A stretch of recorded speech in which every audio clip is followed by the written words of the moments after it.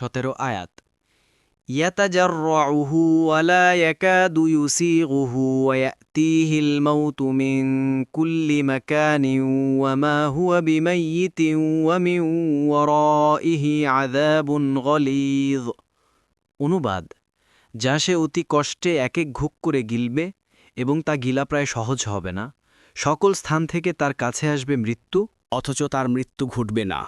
আর এরপরও রয়েছে কঠোর শাস্তি। 1 নম্বর ফুটনোটের বিবরণ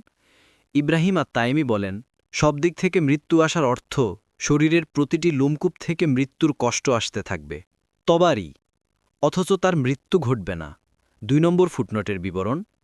আল্লাহ বলেন এবং তাদের জন্য থাকবে লোহার মুগুর সূরা আল হজ 21 তারা সেটা গিলতে চেষ্টা করলেও সেটার দুর্গন্ধ তিক্ততা ময়লা আবর্জনা ও প্রচণ্ড ঠান্ডা বা গরম হওয়ার কারণে সহজে গিলতে সমর্থ হবে না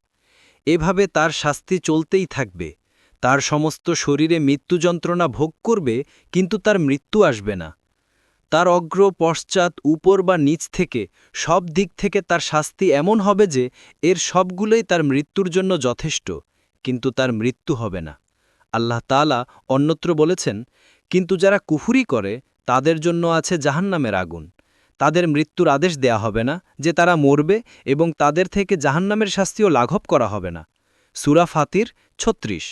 আর এরপরও রয়েছে কঠোর শাস্তি 3 নম্বর ফুটনোটের বিবরণ অর্থাৎ এটাই তাদের শাস্তির শেষ নয় এরপরও তাদের জন্য আরও ভয়াবহ কঠোর ও মারাত্মক শাস্তি অপেক্ষা করছে ইবনে কাসির অন্যত্র বলেছেন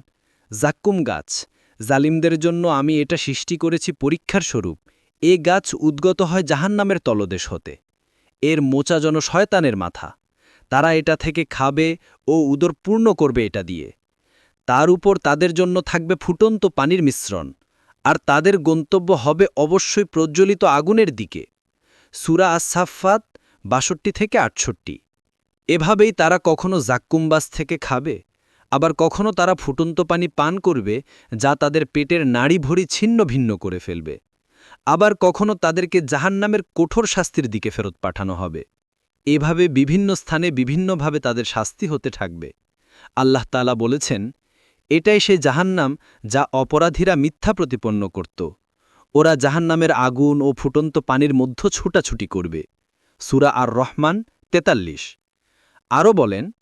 নিশ্চয়ই জাক্কুম গাছ হবে পাপীর খাদ্য গলিত তামার মতো তাদের পেটে ফুটতে থাকবে ফুটন্ত পানির মতো তাকে ধরো ও টেনে নিয়ে যাও জাহান্নামের মধ্যস্থলে তারপর তার মাথার উপর ফুটন্ত পানি ঢেলে শাস্তি দাও এবং বলা হবে আস্বাদ গ্রহণ করো তুমি তো ছিলে সম্মানিত অভিজাত এটা তাই যে বিষয় তোমরা সন্দেহ করতে সূরা আদ-দুখান ৪৩ থেকে ৪৯ আরও বলেন আর বামদিকের দল কত হতভাগ্য বামদিকের দল